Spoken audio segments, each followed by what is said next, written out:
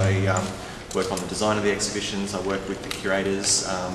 The APT is probably a little different from your sort of typical sort of historical exhibition of art, you know, something like Picasso or the American Impressionism and Realism is very much a kind of exhibition of paintings on the wall, very traditional style of exhibition.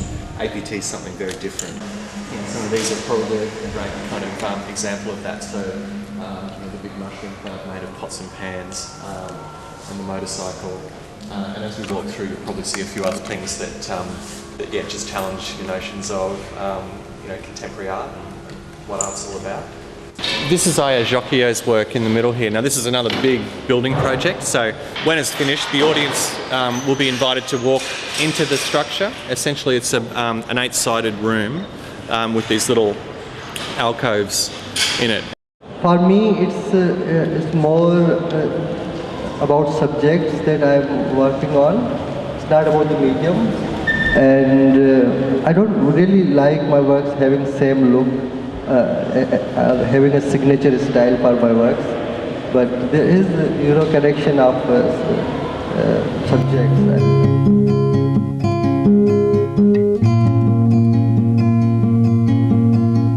This work speaks a lot about the displacement of people in China. You know, there's quite a large program of dams and hydroelectricity plants being, you know, built on their major river systems that have displaced whole towns of people that have been moved on to create these dams.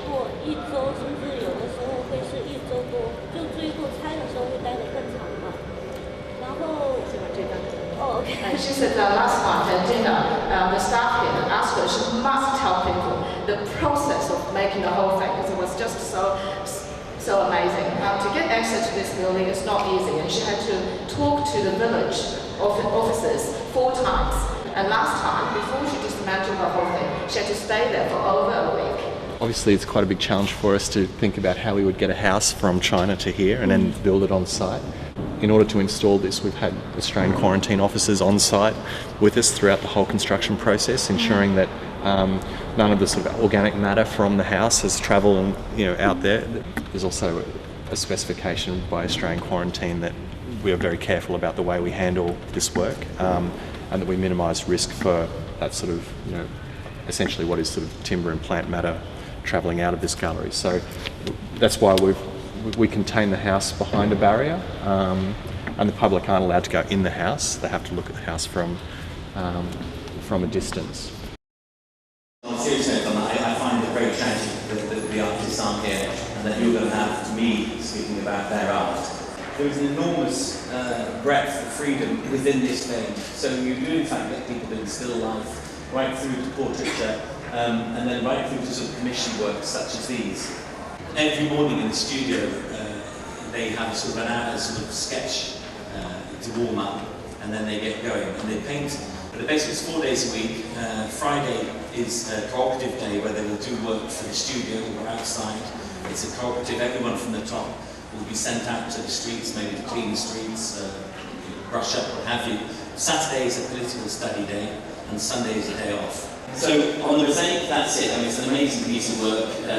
It came from an original oil painting. We approved of that idea, and then it gets built on the floor.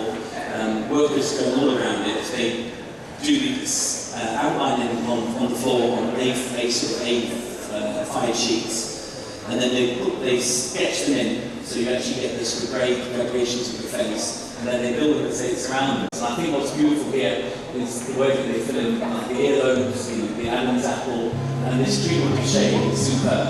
So it's a piece of social realism. It doesn't come much finer than that.